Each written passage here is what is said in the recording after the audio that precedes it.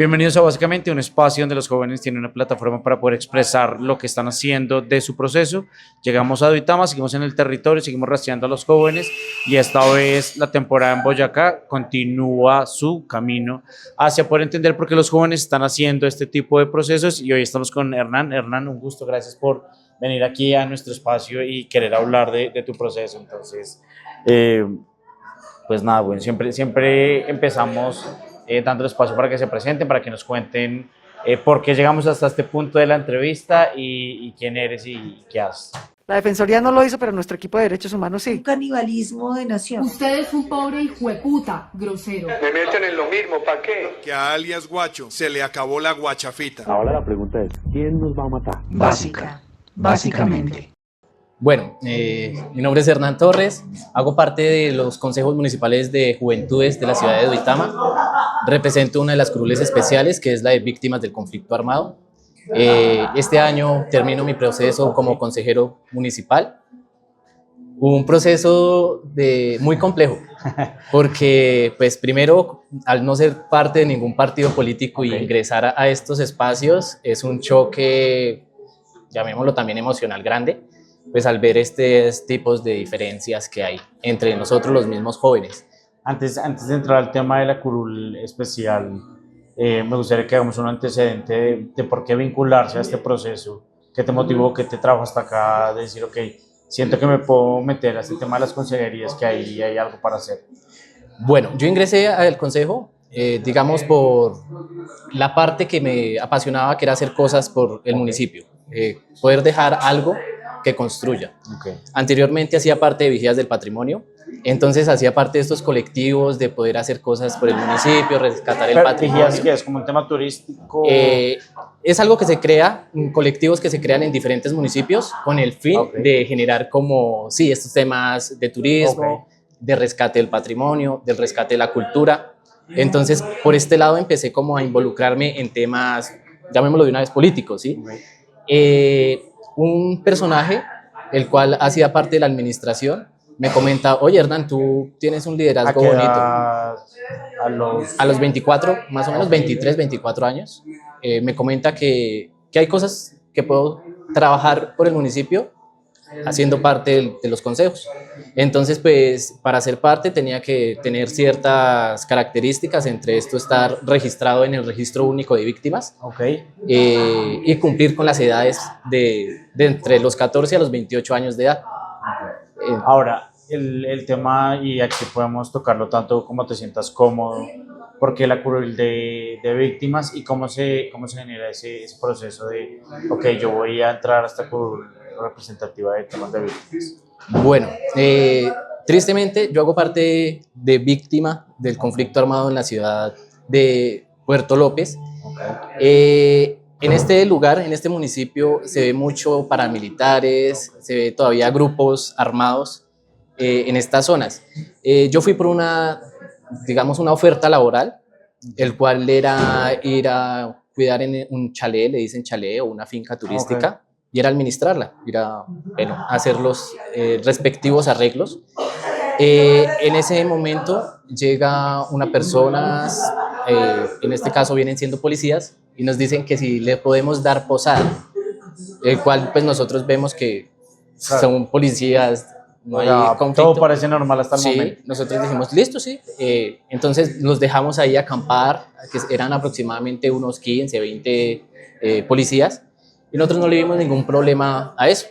Pues nosotros, como venimos de una ciudad de Duitama, pues se tiene respeto hacia estos entes gubernamentales. O digamos, en otras ciudades pues no se ve que ayudar a la policía sea malo. Entonces nosotros hacemos eso, los dejamos quedar ahí por un tiempo determinado. Después ellos pues siguen su camino porque pues ellos era como resguardando esa zona y después van a otro lugar. Y ya cuando se van, tipo por ahí unos 2, 3 meses de que ellos salgan de la zona, nos llegan estos grupos armados y nos dicen, váyanse de acá, ustedes están ayudando, no los queremos acá, les damos un día para que se vayan. Entonces nosotros, pues obviamente todo fue un proceso, nos amarraron, nos amenazaron, En ese entonces pues uno piensa, bueno, me van a asesinar. Yo estaba con mis hermanas, yo pensaba van a violar a mis hermanas. ¿Y son menores que tú? Una es mayor y la otra sí es menor. ¿Qué trauma esa vaina? Entonces mi hermanita sufrió ciertas secuelas en ese momento. Ella llegaba tipo 6 de la tarde y ya quería estar encerrada, no aguantaba Marica, estar claro, así. ¿cómo lidia uno con eso? Es como de la nada que venga alguien a amenazar, que tiene que ser muy fuerte. Y bueno, cogimos nuevos caminos, salimos de este municipio, pues es muy bonito este lugar, pero tristemente todavía se ve muy afectado por estos temas. Y en ese proceso, para hacer un paréntesis y entender algo, la institucionalidad revictimiza a figuras que han sufrido de algún tipo de violencia por conflicto armado, o eso no se ve tanto. Bueno, la verdad sí, esto se sigue viendo desde las alcaldías, los mismos funcionarios. Pues, obviamente hay que hacer una reparación para las víctimas. Entonces, pues las víctimas siempre van a estar constantes a tocar las puertas y decir, venga, ¿en qué me pueden apoyar? Según la ley, yo al representar la Cruz de Víctimas tenía acceso a la universidad gratuita desde el primer momento que fui consejero. Sí, bueno, obviamente si uno quería. Entonces yo empecé, venga, yo quiero estudiar, quiero seguir estudiando, y pues el municipio nunca hubo ese interés en apoyo para yo continuar mis estudios. Claro. Entonces no solamente es una Al final reparación. es un tema de gestión. ¿No? Sí. O sea, no es porque no te lo estés inventando. Exacto, es más gestión de cada funcionario, de cada secretario y ya de cada alcalde. Entonces sí hay una todavía muy marcado. Y el tema de curul de víctimas, ¿cómo se tramita? O sea, tú representas a personas que tienen este tipo de afectaciones, pero ¿qué pasa ahí? Bueno, nosotros a diferencia de los otros consejeros que hacen parte de partidos políticos, pues ellos hacen sus candidaturas, hacen un registro ante la registraduría, pero nosotros como curules especiales ya viene siendo el pueblo romo, los indígenas, afrodescendientes y víctimas.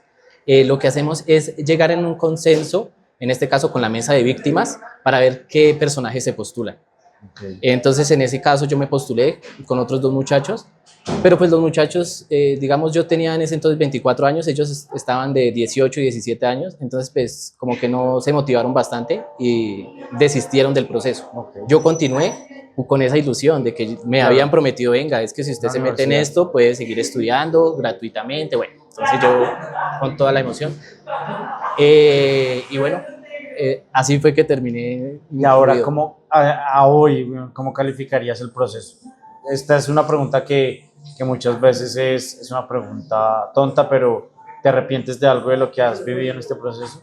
No, la verdad, pues todo ha sido aprendizaje. Okay. También hay cosas que obviamente por representar una cruz de víctimas uno entra muy como inseguro en dar una opinión, en comentar ante otros chicos, pero digamos que el proceso le va enseñando a uno que no, que uno tiene también su espacio y tiene que apropiarse con valentía de ese espacio. Y yo creo que ahorita podemos apoyar a los próximos jóvenes, porque pues yo vengo siendo el primer consejero de juventudes por víctimas en Duitama, pero el próximo que llegue pues ya va a tener una base y va a tener, digamos, mi apoyo para yo decirle, ven, esto es hay lo un que... antecedente. Sí, entonces... Ahora, ¿cómo calificarías ya el proceso administrativo de Consejerías de Juventudes? ¿Cómo fue ser el primero y tener que aprender y hacer todo de cero?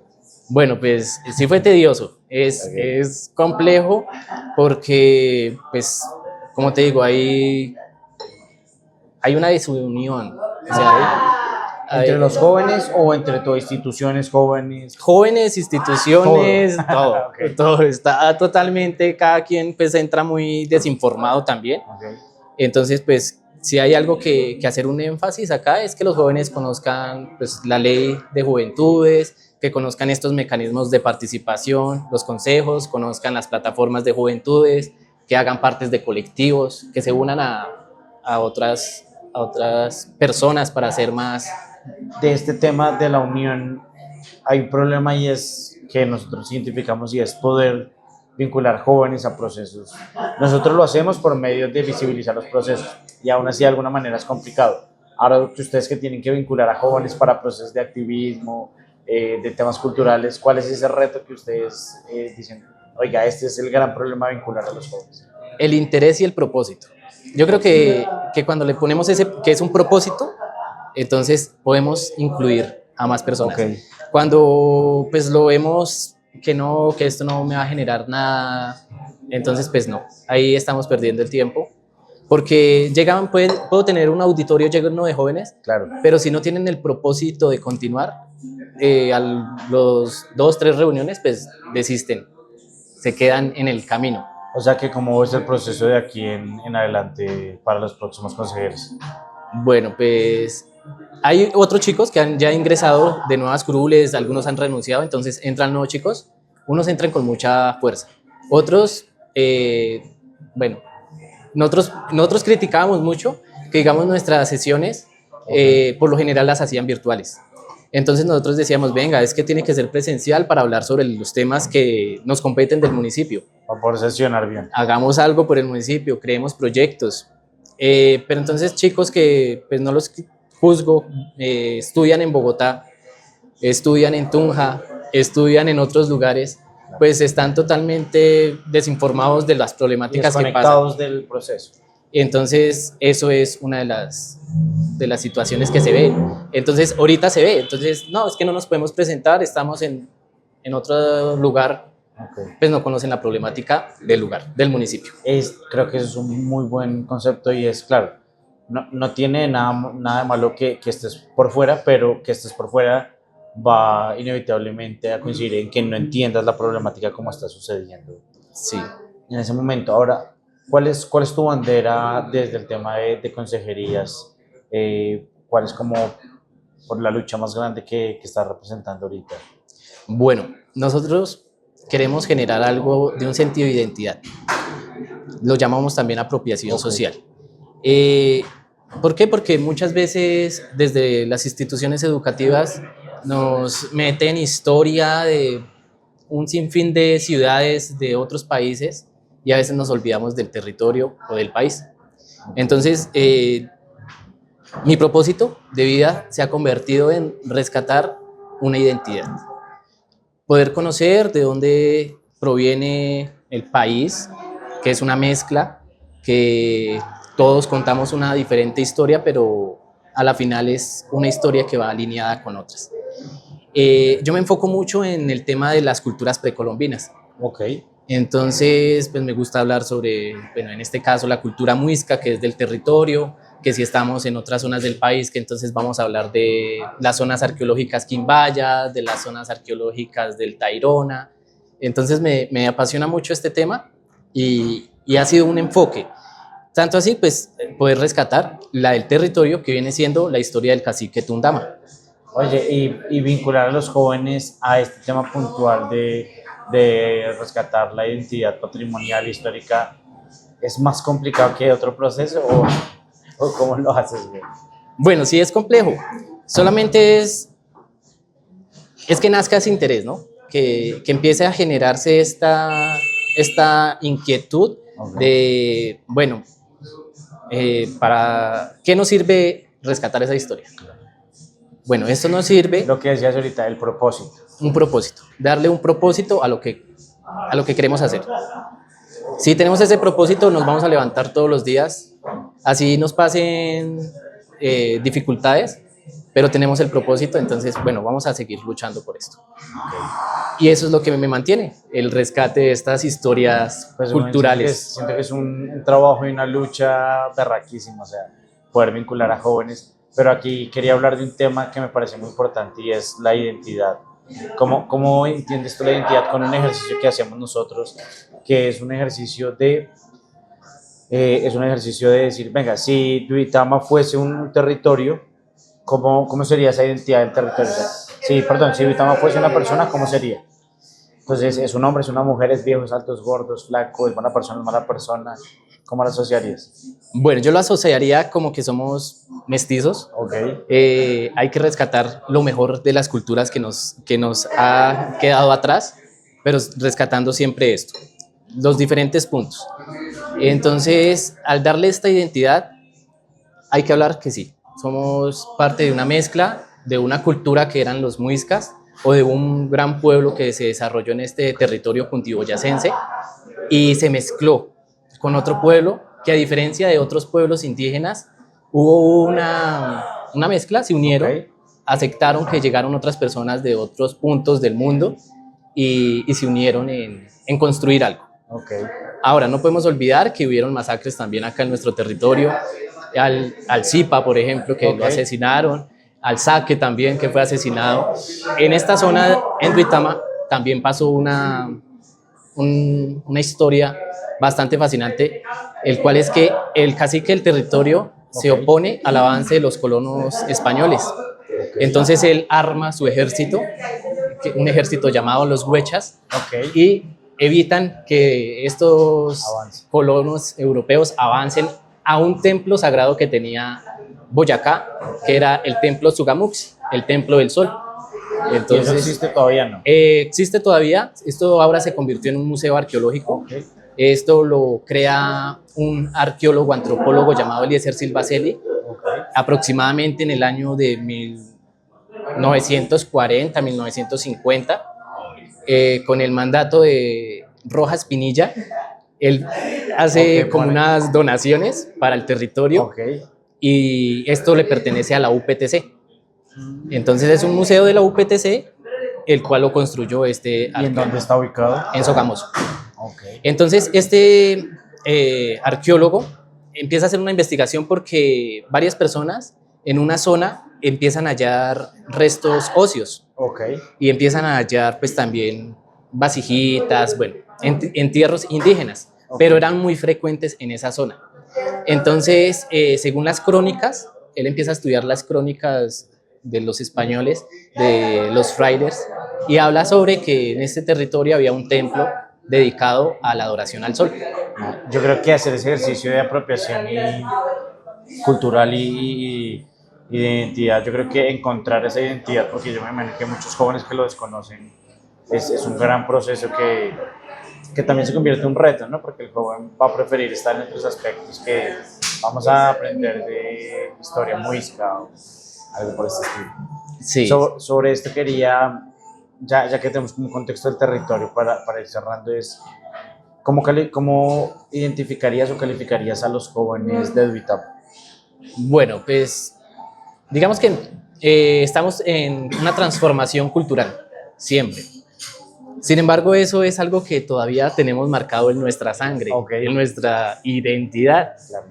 Entonces, hay algunas personas que sí se interesan, algunos jóvenes se interesan, pero pues otros prefieren adoptar otras culturas lejanas de Asia, Europa, Estados Unidos, bueno, Claro, algo más de afuera. algo más, y nos olvidamos la base, lo que nos sostiene, que es el territorio, la tierra donde habitamos. Entonces, digamos, la tecnología también nos ha llevado a estar en otros lugares y a veces olvidarnos de la tierra, de donde estamos pisando. Entonces yo creo que sí hay jóvenes que se interesan bastante y hay muchos medios ahora de comunicación que Puedes darle un calificativo a los jóvenes, como los jóvenes de Duitama son así, de esta manera. Ok, bueno, no, es que hay una variación, ¿sí? Ok. Entonces hay varias líneas de jóvenes. Sin embargo, sí puedo hablar de que hay una chispa dentro de cada uno de los jóvenes de la ciudad que sí le hace como tener esas inquietudes de averiguar esa historia, Ok, aunque sea conocerla un poquito. buenísimo. Pues, compadre, yo le agradezco el tiempo, marica, y el espacio, porque creo que poder visibilizar estos procesos y contar que hay gente que está trabajando en temas como la identidad y la historia, bueno, de rescatar la identidad del territorio, es valiosísimo. El podcast queda abierto para poder apoyar cualquier proceso, pero también cierra con un concepto que es ideas que comunican desde la visión del proceso suyo, de su trabajo, y es si la gente pudiese ver un mensaje suyo, tanto en Duitama como en el departamento, ¿qué le gustaría que la gente escuche de su proceso y de su historia? Yo aquí me voy porque es un proceso, ya es un momento más íntimo suyo con la cámara, pero le Ok. agradezco el tiempo y bueno, espero que en el camino nos volvamos a encontrar y les deseo muchos éxitos. Vale, vale. Muchas gracias. Nosotros debemos buscar esta esencia que nos mueva, que nos inspire, que nos motive día a día a construir algo por un mejor futuro. En este caso, no olvidarnos de estas culturas que vivían al día a día, le daban gracias al sol, le daban gracias a la luna, le daban gracias al río, le daban gracias a la comunidad donde estaban. Es algo que se nos olvida, estas 4 fuerzas elementales que para la lengua muisca era Faga, el fuego, Sie, el agua, Gaia, la tierra y Fiba, el aire. A veces se nos olvida hasta también respirar, tanta contaminación, bueno, tantas cosas que se nos presentan en nuestras vidas, nos olvidamos de estas 4 esencias espirituales que estas culturas indígenas tenían muy bien marcadas.